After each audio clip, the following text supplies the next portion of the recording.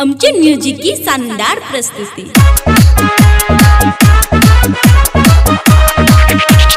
DJ राजा खुशी recording studio Bhilwara, हरी घरदार चौक।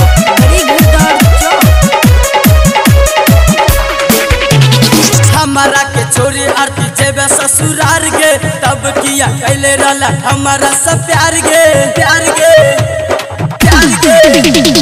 हमारा के छोरी आरती जेबे ससुरार गे, तब किया कैले रहला हमारा सब प्यार गे। मारे ले मरले मजा अब की चाही तोरा, बहजे दे हमरो बजा, अब मिलता तोरा सजा। सतु भतरी छी तू की गे। अच्छा गे बोल गे की गे चिनार छा तू की गे। हो रे चिनार छियै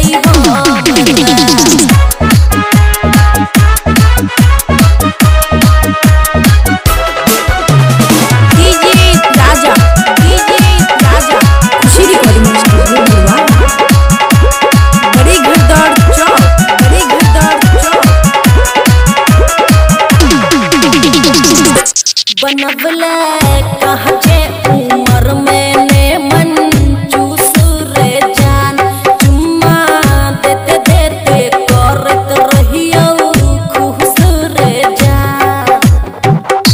बनवले कहजे उमर में ना मन चूस रे जान, चुम्मा देते देते करत रहियो खुश रे जान।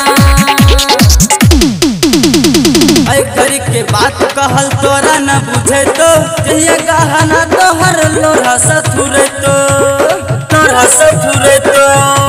अच्छा ये पावन जाना तुझे नये के जाना भेले। ये पावन जाना तुझे नये के जाना भेले। हमरा माई पर तू किया गेले रे,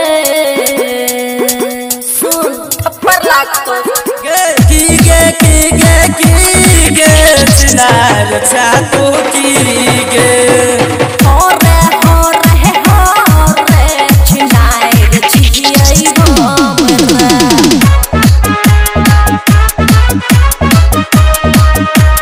डीजे राजा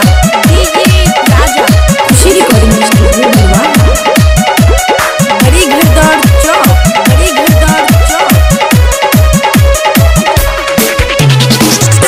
उबलत दूधवा में डाल के जहिबू पनियानू के, राही जहितो अधूरा प्रेम के कहानियानू के। उबलत दूधवा में डाल के जहिबू पनियानू के, राही जहितो अधूरा प्रेम के कहानियानू के। ओए घड़ी के बात छोड़ रहिए हम छोटा, अब तक बुझे लगलियो तो हर बात झूठा।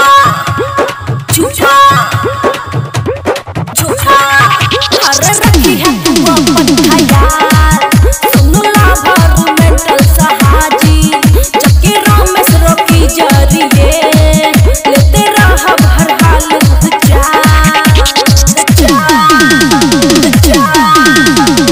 पक्का सत भतरी छी तू की गे।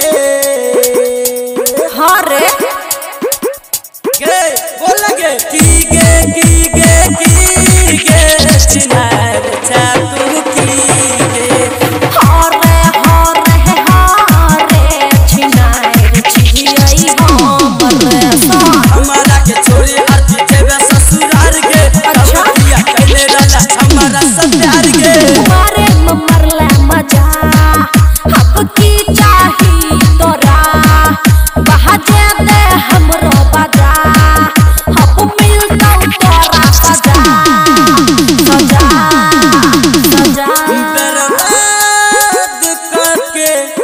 गेले